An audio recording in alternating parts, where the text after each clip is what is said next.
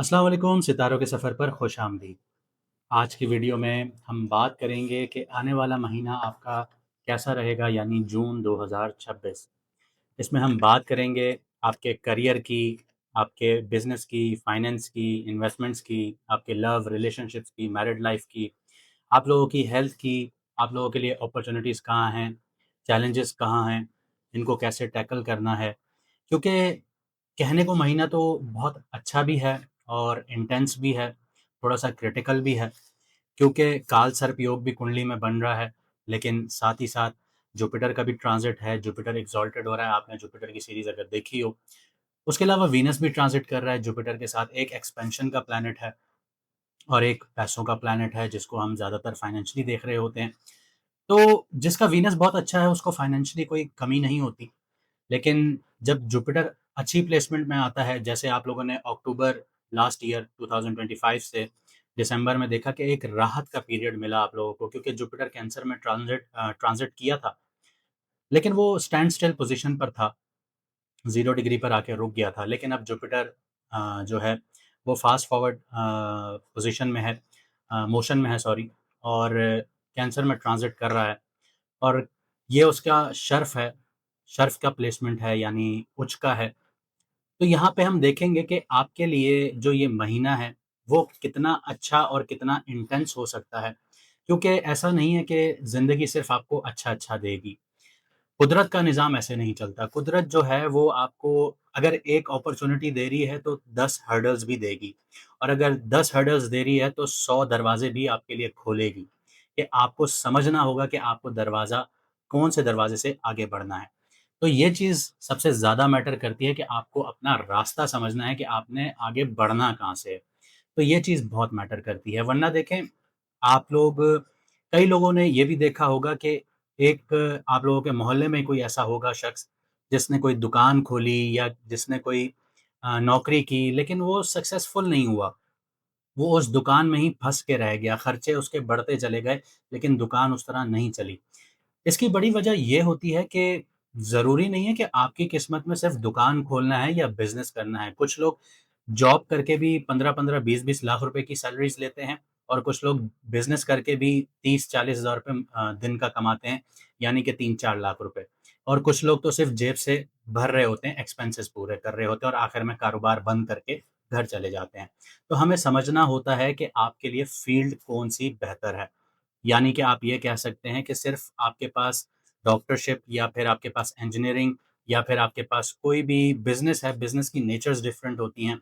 अब real estate का business है, हमारे पाकिस्तान में तो ऑब्वियसली रियल एस्टेट का बिज़नेस लोग ज़्यादा फ़ॉलो करते हैं। जिसको पैसा मिला उसने ज़मीन ली, छोड़ दी, जिसको पैसा मिला उसने घर लिया, किराए पे दिया, और खुद कहता है कि बस अब ज़िंदगी आसान है। तो इस तरह से ज़िंदगी नहीं चलती, उनके ऊपर भी फाइनेंशियल क्रंचेस आ जाते हैं, क्योंकि इंसान स्ट्रैटेजिकली नहीं चल रहा होता। जब स्ट्रैटेजिकली चलेंगे आप, तो फिर आगे बढ़ेंगे। तो आइए वीडियो को शुरू करते हैं, लेकिन 2 बातें मैं कहना चाहूँगा कि कुछ लोगों को अपना मून साइन नहीं पता, तो वो मिसगाइड हो जाते हैं वीडियोज़ देखते-देखते। हर किसी की वीडियोज़ देख रहे होते हैं, तो जिनको अपना मून साइन नहीं पता, वो कमेंट सेक्शन में अपनी ओरिजिनल डेट ऑफ बर्थ लिखें, आपको आपका मून साइन बता दिया जाएगा। लेकिन शर्त ये है कि आपकी ओरिजिनल डेट ऑफ बर्थ होनी चाहिए। इसके अलावा हम लोग लाइव भी आते हैं, तो आप लोग सब्सक्राइब कर लीजिए, ताकि लाइव में आपकी और हमारी बातचीत होती रहे। हम आपके एक-एक सवाल का जवाब देते रहेंगे। इसके अलावा जो लोग अपॉइंटमेंट लेना चाहते हैं, तो व्हाट्सएप का नंबर आपकी स्क्रीन पर आ रहा होगा। आप मुझसे या मैडम एस्ट्रोलॉजर एन बख्श से अपॉइंटमेंट हासिल कर सकते हैं। मैडम का जो तजुर्बा है वो 19 साल का है, और मेरा 4 साल का है। इसके अलावा हमें मैसेजेस आ रहे थे कि आप लोग अपनी फ़ीस, अपना डिस्काउंट वापस स्टार्ट कर दीजिए, क्योंकि हम लोग इतना अफ़ोर्ड नहीं कर सकते। तो आप लोगों की गुज़ारिश, रिक्वेस्ट पर हम लोग 50% ऑफ दोबारा स्टार्ट कर रहे हैं। तो जो लोग अपॉइंटमेंट बुक करवाना चाहते हैं, व्हाट्सएप का नंबर आपकी स्क्रीन पर है। आप लोग मैसेज करके अपना अपॉइंटमेंट स्लॉट बुक करवा सकते हैं। आइए वीडियो को शुरू करते हैं। तो पहले प्लेसमेंट्स को समझ लेते हैं, प्लैनेटरी प्लेसमेंट समझ लेते हैं। जो मार्स है वो एरीज़ में होगा, half of the month. Half of the month से आप ज़्यादा कह लीजिए। मार्स एरीज़ में होगा, सन जो है वो आपका टॉरस में होगा, टॉरस से ट्रांज़िट करेगा 15th ऑफ जून को जेमिनी में। वीनस जो है वो जेमिनी में होगा, मरकरी के साथ होगा, मरकरी भी यहीं बैठा होगा, लेकिन वीनस जो है वो 8th ऑफ जून को ट्रांज़िट करेगा जुपिटर के साथ, और ये बहुत अच्छी प्लेसमेंट होगी। एक तो पैसों का प्लैनेट है, اور دوسرا جو ہے وہ ایکسپینشن کا پلانٹ ہے. تو یہ دونوں ساتھ بیٹھیں گے اور دونوں کمفرٹیبل ہوں گے تو یہ آپ کے لیے بہت اچھی ایک اپرچونیٹیز کریٹ کرے گا. اس کے علاوہ کیتو جو ہے وہ لیو میں ہوگا، 1 ڈگری آگے بڑھے گا، 9 سے 8 ڈگری پر آئے گا، کیونکہ کیتو اور راہو جو ہیں وہ ریٹروگریڈ موشن میں چلتے ہیں، وہ ڈائریکٹ موشن میں کبھی بھی نہیں چلتے. اس کے علاوہ راہو جو ہے وہ ایکویریس میں بیٹھا ہوگا اور سیٹرن جو ہے وہ آپ کا پائسس میں بیٹھا ہوگا.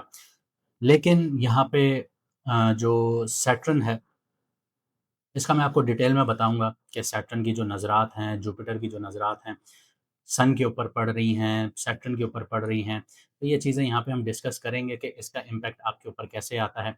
تو آگے بڑھتے ہیں، دیکھتے ہیں کہ آپ کی کنڈلی پر کیا امپیکٹ آتا ہے. تو اگر آپ کا مون سائن ورگو ہے یعنی کہ کنیا راشی ہے یعنی کہ برج شملہ ہے، تو سب سے پہلے بات کرتے ہیں آپ کے ایموشنل ہیوی ڈیز کی. جو مون ہے اس کی پلیسمنٹ کے حساب سے تو 6 سے 9 اور 24 سے 29 جون جو ہے یہاں پہ مون جو ہوگا وہ ایکویریس میں ٹرانزٹ کر رہا ہوگا، تو راہو کے انفلوئنس میں ہوگا. یہاں پر پائسس میں سیٹرن کا جو انفلوئنس ہوگا وہ بھی مون کو ٹریگر کرے گا، جس کی وجہ سے انزائٹی، کام کا سٹریس، ایموشنل ہیوینس، ریلیشن شپ کنسرنز دیکھنے کو مل سکتے ہیں.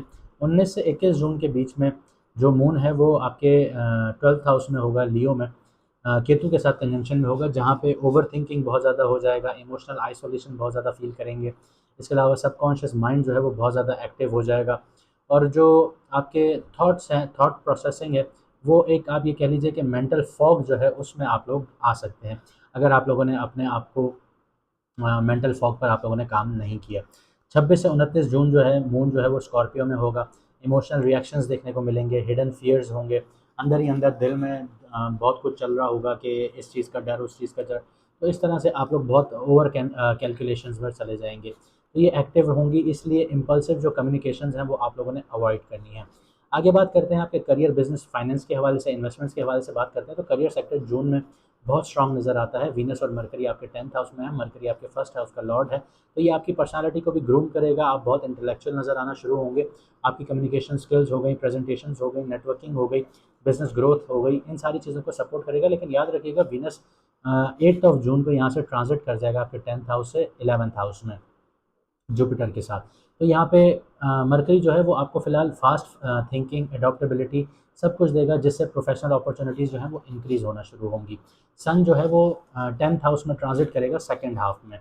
یہاں پہ اتھارٹی اور ویزیبلٹی کو بوسٹ کرے گا. جو لوگ میڈیا سے جڑے ہوئے ہیں، فری لانسنگ سے جڑے ہوئے ہیں، کنسلٹیشن سے جڑے ہوئے ہیں، آن لائن بزنسز میں ہیں، ان کے لیے بہت زیادہ اسٹرانگ مومنٹم کریٹ ہونا شروع ہو جائے گا. فائنینشلی بات کی جائے تو جوپیٹر آپ لوگوں کے 11th ہاؤس میں ہے. کریئر جو ہے وہ آپ لوگوں کے لیے بہت سٹیبل ہونا شروع ہو جائے گا، لیکن آپ لوگوں کو کریئر سے زیادہ جو آپ لوگوں کے نیٹ ورکنگز ہیں یا سوشل سرکل ہیں، وہاں سے آپ کو جو گینز ہیں وہ ملنا شروع ہو جائیں گے، سپورٹیو کانٹیکٹس ملنا شروع ہو جائیں گے، لانگ ٹرم جو انویسٹمنٹس ہیں، کولیبریشنز ہیں، وہ بینیفیشل ہونا شروع ہو جائیں گی.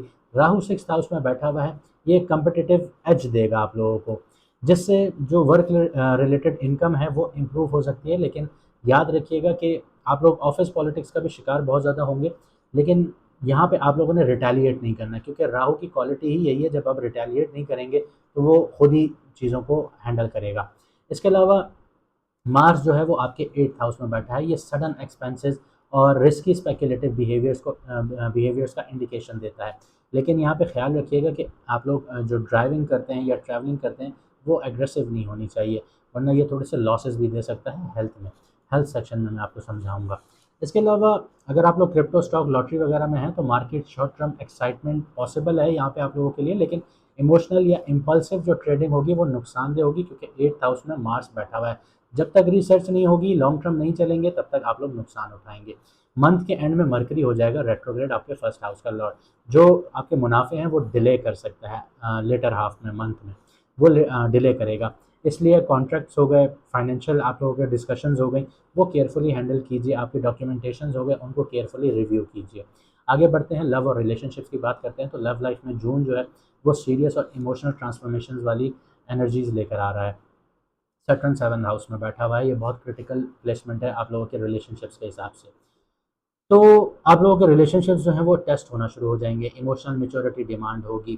ریواتی نکشتر کا انفلوئنس جو ہے وہ پرانے پیٹرنس کو ہیل کرنے کا موقع دے گا آپ لوگوں کو، لیکن مس انڈرسٹینڈنگز بھی سرفیس پر لے کر آ سکتا ہے اگر کمیونیکیشن آپ لوگوں کی کلیئر نہ ہوئی۔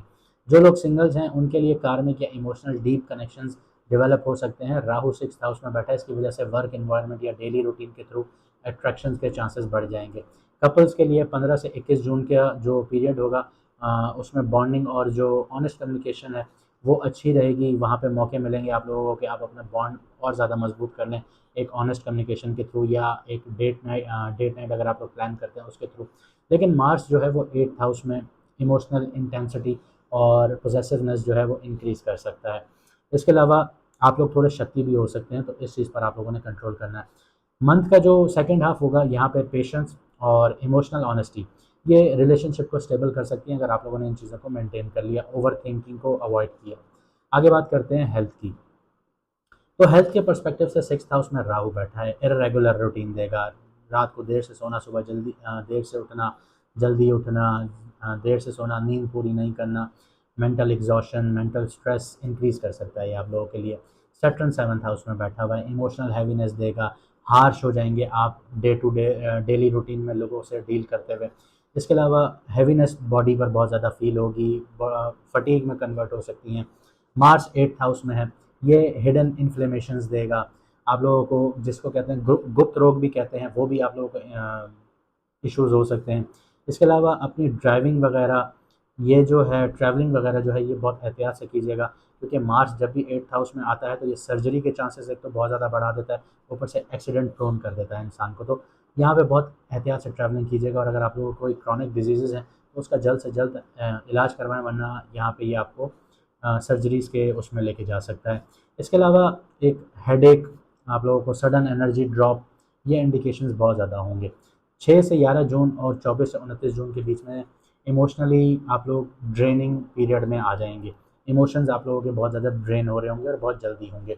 سلیپ امبیلنس دیکھنے کو مل سکتا ہے، اوور تھنکنگ نوٹیسیبل ہو سکتی ہے آپ لوگوں کو، اسپیشلی جب مرکری ریٹروگریڈ ہوگا، مرکری ریٹروگریڈ کا فیز ہوگا اسٹارٹ، اور جوپیٹر 11th ہاؤس میں بیٹھا ہوا ہے، تو تب آپ لوگ یہ کہہ لیجئے کہ آپ لوگ نوٹس کرنا شروع ہوں گے، اوور تھنکنگ بہت زیادہ ہوگی۔ لیکن جیسے جوپیٹر بیٹھا ہوا ہے آپ لوگوں کے 11th ہاؤس میں، تو یہ آپ لوگوں کو تھوڑی سی سپورٹیو ریکوری والی انرجیز دے رہا ہے، اس لیے ہیلتھ روٹین مینٹین کریں گے تو ہیلنگ فاسٹ ہونا شروع ہو جائے گی۔ ایموشنل سٹریس کو سرپاس کرنے کے بجائے آپ لوگ ریلیز کرنا آپ لوگوں کے لیے بہتر ہوگا۔ تو اس منتھ آپ لوگ جو ہے ہائیڈریشن اور ڈائجسٹو کیئر، ان دونوں چیزوں کو اگنور مت کیجیے گا۔ آگے بات کرتے ہیں چیلنجز اور اپرچونیٹیز کی۔ سب سے بڑا جو چیلنج ہوگا آپ لوگوں کے لیے وہ ہوگا کہ ایک تو پریشر اور اوور تھنکنگ، یہ دونوں چیزیں آپ لوگوں نے مینیج کرنی ہے۔ اگر یہ مینیج نہیں کی تو یہ سب سے بڑے چیلنج بنیں گے آپ لوگوں کے لیے، جو آپ کی اپرچونیٹیز کو ویسٹ کر سکتے ہیں۔ سیٹرن 7th ہاؤس میں بیٹھا ہے، ریلیشن شپس میں صبر، رسپانسبلٹیز یہ ڈیمانڈ کر رہا ہے، اور آپ لوگوں کو ان کے تھرو ہی آگے بڑھنا ہے۔ مارس 8th ہاؤس میں بیٹھا ہوا ہے، ہڈن فرسٹریشنز دے رہا ہے، امپلسو ریئیکشنز دے رہا ہے۔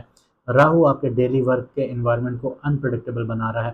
تو یہ بہت بڑے چیلنجز ہیں اگر آپ ان کو سمجھیں، اور اگر آپ لوگ ان چیزوں کو نہیں سمجھتے تو آبویس سی بات ہے اپرچونیٹیز آپ لوگ نہیں اویل کر پائیں گے۔ ان چیلنجز کو آپ لوگوں نے سمجھنا ہے۔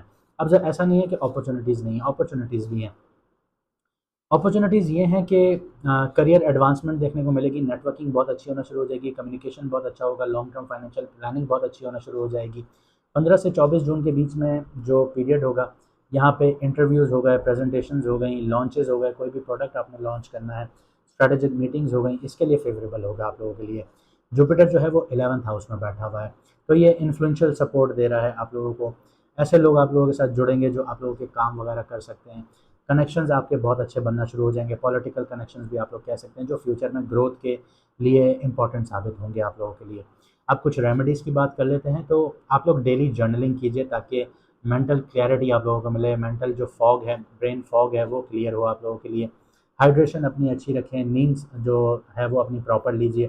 اس کے علاوہ ویکلی کسی ایک ضرورت مند کو کھانا کھلائیے، اور کھانا وہ کھلائیے جو آپ خود کھاتے ہیں، یہ سب سے بڑی ریمیڈی ہے۔ جیسے جیسے آپ یہ کرنا شروع کریں گے ویسے ویسے آپ کے جو کریئر میں ایڈوانسمنٹ ہے وہ ہوتی چلی جائے گی، آپ کے راستے کھلتے چلے جائیں گے۔ امید کرتا ہوں آپ لوگوں کو ویڈیو پسند آئی ہوگی۔ اگر ایسا ہے تو ویڈیو کو لائک کیجئے، کامنٹ سیکشن میں اپنی رائے ضرور دیجئے، اور جن لوگوں کو اپنا مون سائن نہیں پتا تو اپنی ڈیٹ آف برتھ لکھیے۔ اگر آپ کو اچھی لگی تو شیئر بھی کیجئے ویڈیو اپنے دوستوں یاروں کے ساتھ۔ چینل کو سبسکرائب کیجئے اگر آپ ہماری لائف کو جوائن کرنا چاہتے ہیں۔ مجھے دیجیے یہاں سے اجازت، ملتے ہیں اگلی ویڈیو میں ستاروں کے سفر پر۔